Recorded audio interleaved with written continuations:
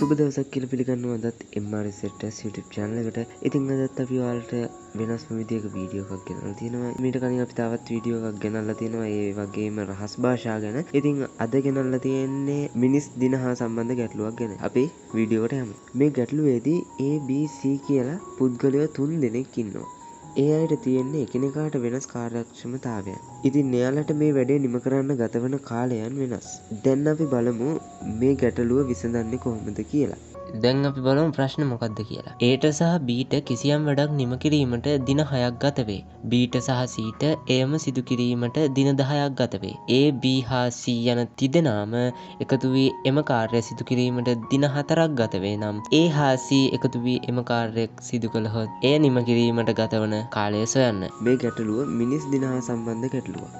මේ වගේ ගැටලුවක මිනිසුන් ගණන හා දින ගණන අතර තියෙන්නේ ප්‍රතිලෝම සමානුපාතයක්.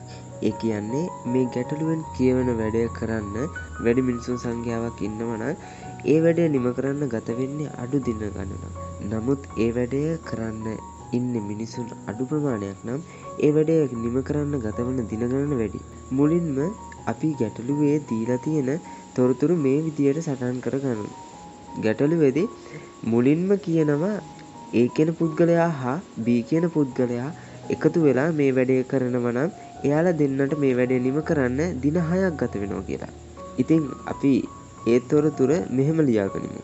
A ධන B සමානයි 1යට 6. ඒක තමයි පළවෙනි සමීකරණය. මෙතනදී අපි 1යට 6 කියලා අදහස් කරන්නේ එක් වැඩක් නිම කරන්න දින 6ක් ගත වෙනවා කියන එක. එනම් 1 යන සංඛ්‍යාවෙන් වැඩ ප්‍රමාණයත් 6 යන සංඛ්‍යාවෙන් දින ප්‍රමාණයත් නිරූපණය කරනවා. මේ වගේම අපි ඊළඟ තොරතුරත් සටහන් කරගනිමු. ඊළඟට B කියන පුද්ගලයාට හා C කියන පුද්ගලයාට එකතු වෙලා මේ වැඩේ නිම කරන්න දින 10ක් ගත වෙනවා. ඒ නිසා අපි මේ තොරතුර මෙහෙම ලියාගනිමු.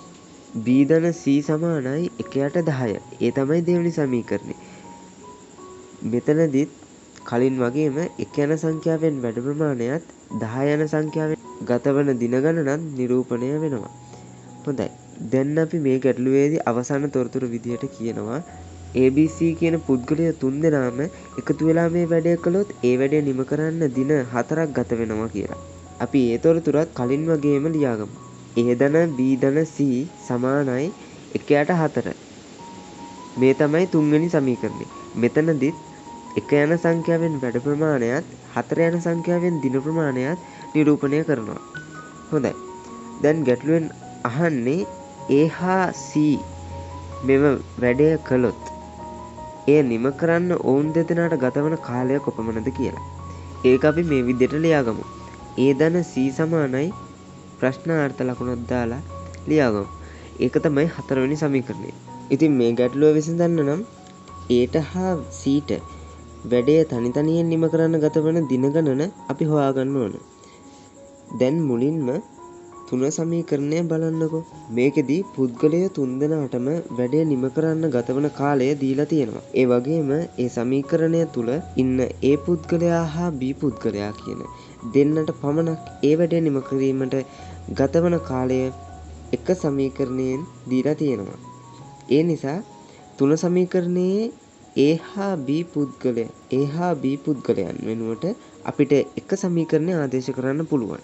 ඒක මේ විදිහට අපි ලියාගමු. A ධන B ධන C සමානයි 1යට 4. A ධන B වෙනුවට අපිට සමීකරණ එකේදී දීලා තියෙනවා A ධන B සමානයි 1යට 6යි කියලා. ඉතින් ඒ හින්දා අපි A ධන B කියන එක වෙනුවට 1යට 6 ලියා ගන්නවා. එතකොට අපිට සමීකරණය ලැබෙන්නේ 1යට 6 ධන C සමානයි 1යට 4. ඊට පස්සේ අපි C ව තනි කරගන්න 1යට 6 අනිත් පැත්තට ගෙනියනවා. එතකොට එන්නේ 1යට 4 ඍණ 1යට 6. ඊට පස්සේ අපි ලියනවා C සමානයි පොදු හරය විදිහට 12 අරගත්තාම 4න් 1 උඩයි යටයි දෙකම 3න් වැඩි වෙනවා. එතකොට 4න් 1 12න් 3 වෙනවා. ඊට පස්සේ 6න් 1 උඩයි යටයි දෙකම 2කින් වැඩි වුණාම ඒක 12න් 2 වෙනවා.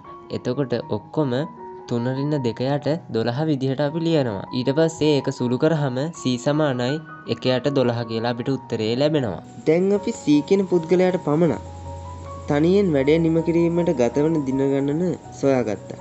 ඒ තමයි c සමානයි 1/12.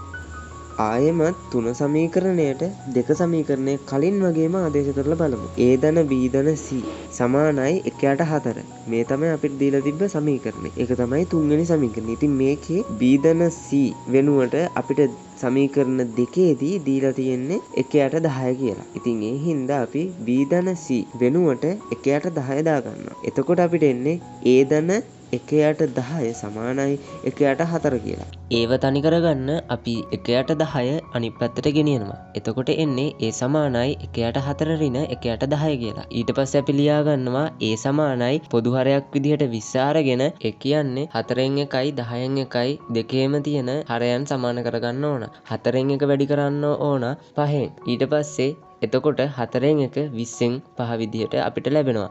ඒ වගේම 10න් 1 20න් 2 විදිහට ලැබෙනවා. එතකොට අවසාන සුළු කිරීම විදිහට අපිට ලැබෙනවා a සමානයි 3/20 කියලා. දැන් අපි a කියන පුද්ගලයාට පමණක් වැඩේ නිම කරන්න ගතවන කාලය සොයාගත්තා. ඒ තමයි 3 බෙදීම 20. දැන් අපි ලබාගත් අගයන් 4 වන සමීකරණයට ආදේශ කරලා බලමු. ඉතින් අපිට 4 වෙනි සමීකරණය විදිහට දීලා තිබ්බේ a ධන c සමානයි ප්‍රශ්නාර්ථයක්. ඉතින් අපි මේ නොදන්න පදය විදිහට අපි දාගමු x පදයක්. එතකොට a වෙනුවට අපිට උත්තරය ආවේ 3 බෙදීම 20. c වෙනුවට අපිට උත්තරය ආවේ 1/12. එතකොට අපිට සමීකරණය මේ විදිහට ලියන්න පුළුවන්. 3/20 ධන 1/12 සමානයි x කියලා. ඒක අපි සුළු කරාම අපිට හම් වෙනවා x සමානයි 7/30 කියලා. ඉතින් මේ විදිහට මේ රාජ්‍ය භාෂා තරඟ විභාගවල මිනිස් දින හා සම්බන්ධ ගැටලුව ඉතා පහසුවෙන් විසඳ ගන්න පුළුවන්. ඉතින් මේ වගේ තවත් වීඩියෝස් අපි ඔයාලට ගෙනල්ලා දෙන්න බලාපොරොත්තු වෙමින් ඉන්නවා. ඔයාලගේ අදහස් වගේම ඔයාලට අහන්න තියෙන ප්‍රශ්න, අපේ අඩුපාඩු මොන හරි තියෙනවා නම් ඒ හැමදේම පල්ලෙහා කමෙන්ට් සෙක්ෂන් එකේ දාන්න. වීඩියෝ එක හොඳයි කියලා හිතුණා නම් අපේ සබ්ස්ක්‍රයිබ් කරන්න, ලයික් කරන්න, යාළුවන්ටත් බලන්න, ෂෙයා කරන්න.